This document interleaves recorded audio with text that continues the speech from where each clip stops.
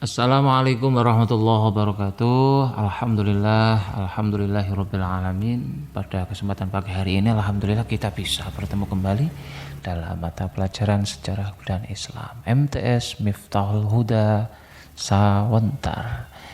Iya, langsung saja anak-anak kita sampaikan selamat pagi. Pastinya harus kita awali dengan penuh dengan semangat hari ini ya.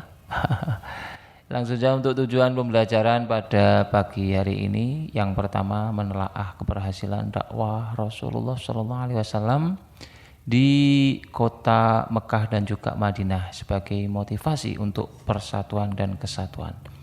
Menguraikan peristiwa hijrah Rasulullah SAW dan para sahabat sebagai bentuk sikap dalam beradaptasi.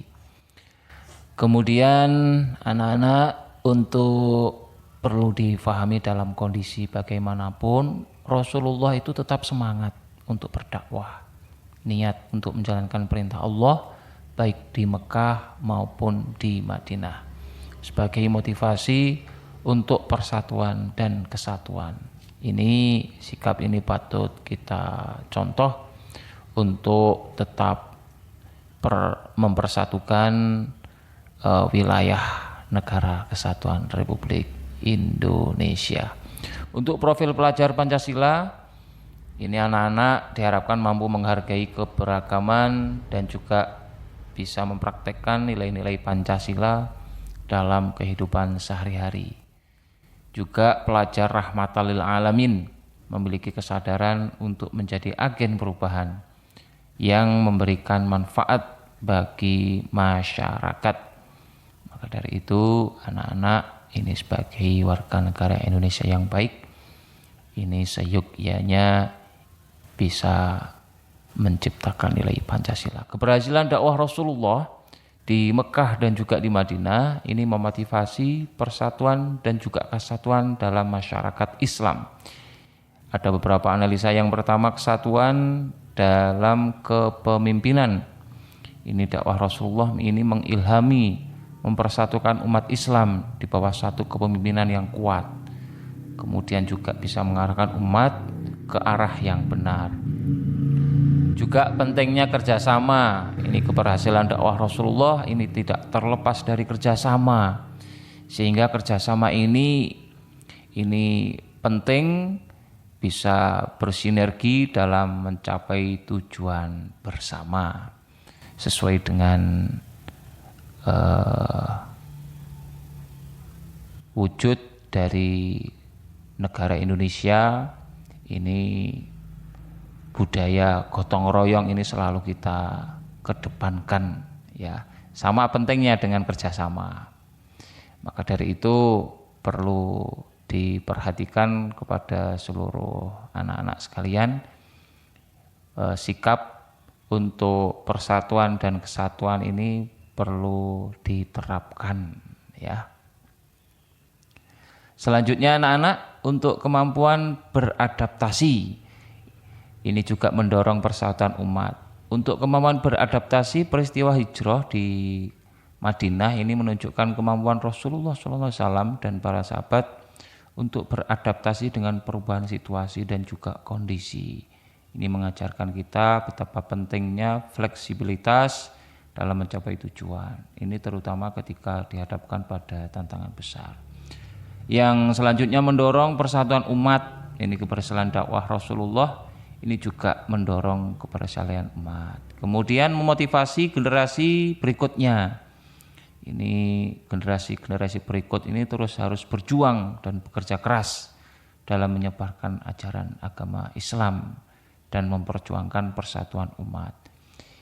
Menyuburkan semangat kebangsaan ini juga sangat penting. Ya, untuk selanjutnya materi kita menuju ke hijrah Kanjeng Nabi ke Habesyah. Latar belakangnya pada waktu itu keadaan umat Islam di Mekah ini semakin sulit keadaannya karena mereka menghadapi beberapa tekanan dan juga penganiayaan yang dilakukan oleh kaum kafir Quraisy karena keyakinan baru mereka. Selanjutnya Alasan hijrah ke Habasyah yang pertama ini adalah perlindungan di bawah Raja Najasyi. Jadi mendengar Rasulullah bahwa Raja Najasyi ini pemimpin yang adil dan juga memberikan perlindungan kepada orang-orang yang mengalami penganiayaan agama. Juga Nabi memiliki misi menyebarkan Islam kepada orang-orang yang di sana, khususnya di Habsyah ya. Kemudian peristiwa hijrah di Habasyah ini terjadi pada tahun ke-5 kenabian. Rasulullah ini memerintah sejumlah sahabat untuk hijrah ke Habasyah. Mereka termasuk diantaranya ada Utsman bin Affan dan istri Rasulullah, ada Ruqayyah binti Muhammad. Kondisi di Habasyah, jadi mereka hidup dalam keadaan damai ya. Kemudian beliau hijrah ke Taif. Setelah beberapa tahun berdakwah di Mekah, Rasulullah dan para sahabat ini mengalami penganiayaan yang semakin meningkat ya. Sehingga Rasulullah ini memberikan arahan kepada para sahabat untuk menuju ke negeri Taif ya. Sangat dianiaya sehingga tidak kuat ya. Kita lanjutkan alasan hijrah ke Taif ini mencari perlindungan dan juga dukungan. Rasulullah pergi ke Taif ini untuk mencari perlindungan dari penganiayaan kaum kafir Quraisy di Mekah dan mencari dukungan bagi dakwah Islam ya. Namun apa yang terjadi anak-anak sekalian? Kira-kira bagaimana? Rasulullah dan juga bersama dengan para sahabat ternyata di Taif ini ditolak. Jadi penduduk Taif menolak ajaran Islam. Tidak hanya itu, bahkan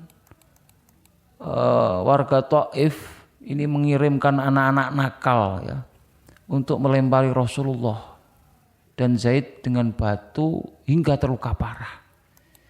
Sehingga Nabi Muhammad kembali ke Mekah dan penuh dengan kesedihan.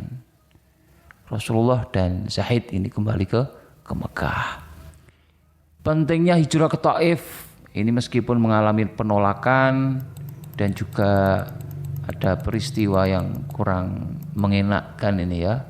Ini mengajarkan ketahanan dan kesabaran dan juga keteguhan hati Rasulullah di dalam mengemban amanah. Selanjutnya anak-anak, di sini ada tugas dari saya ya. Tadi materi sudah selesai, mohon dikerjakan di rumah ya. Bagaimana anak-anak materi yang sudah kalian pahami? Apakah materi ini menurut kalian menarik? Pastinya sudah kalian pahami semua ya.